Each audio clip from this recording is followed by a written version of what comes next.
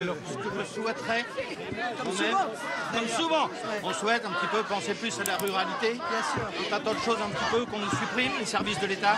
Je vais faire un grand ministère de la ruralité, moi. Vous voyez, un ministère qui sera transversal et qui sera également chargé de l'aménagement du territoire et de la politique stratégique d'aménagement du territoire que je veux mettre pour rééquilibrer les territoires. Parce qu'aujourd'hui, les métropoles sont en train de tout aspirer. Et en réalité, dans des territoires, eh bien, c'est le désert qui s'installe. Et moi, je ne veux pas que ce soit le désert qui s'installe. Alors nous ne sommes pas si désertiques que ça. Je suis venu au marché de Saint-Pierre-sur-Dive ce matin. Je ne savais pas que vous étiez... voilà. Ça me permet de vous poser quelques questions. Et un peu sur les services de l'État. Sur la réglementation, des fois, qui est très compliquée dans nos petites communes. Je suis maire, quand on est une secrétaire de mairie, il y a des choses qui sont compliquées à faire, qu'on se trouverait vite devant un tribunal administratif. Bien sûr. Et tout ça. Et avec une responsabilité pénale. Responsabilité pénale.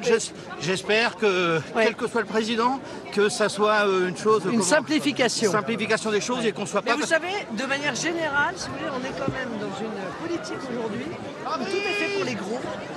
Et en réalité, tout est tellement complexifié que seuls les gros peuvent s'en sortir, les grosses communes, dans ce que vous évoquez, mais aussi les grosses entreprises pour toute une série de normes.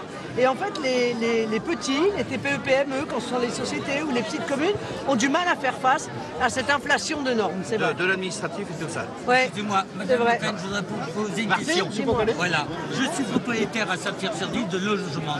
Comment ça se fait que j'ai des Brésiliens qui ne parlent pas français, qui me demandent des logements pour travailler aux abattoirs? On n'a pas de Français qui veulent travailler aux abattoirs.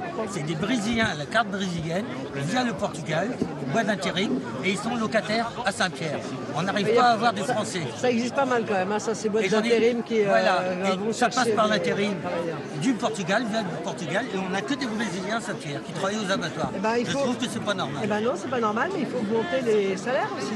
Parce que c'est dur de travailler dans un abattoir. C'est très dur de travailler. Voilà. Et donc il faut aussi que la difficulté du travail soit payée, que le travail paie. C'est pour ça d'ailleurs que je propose une augmentation de 10% aux sociétés en disant si vous augmentez de 10% jusqu'à 3 fois le SMIC, eh bien moi je gèlerai les charges patronales. C'est pour ça qu'on a que des Brésiliens qui sont à Saint-Pierre-sur-Dive. Oui, parce que bien souvent, et ils parlent pas français du tout.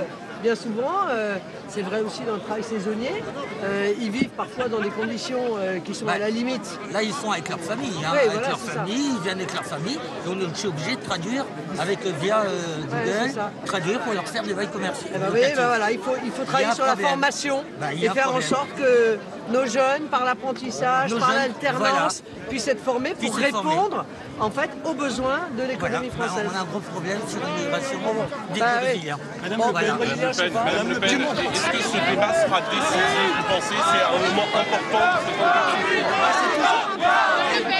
de cette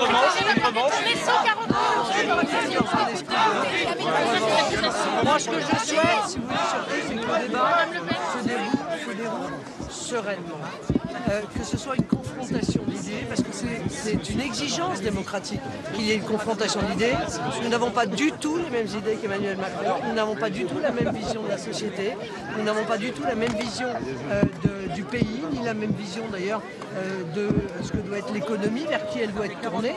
Donc c'est cela qui doit ressortir du débat. Donc j'espère que ce ne sera pas ce que j'entends depuis maintenant une semaine, c'est-à-dire une succession d'invectives, de fake news, d'outrances, comme j'ai encore entendu ce matin dans la bouche de M. Attal. Qu'est-ce que vous voulez faire de différent, Madame Le Pen ?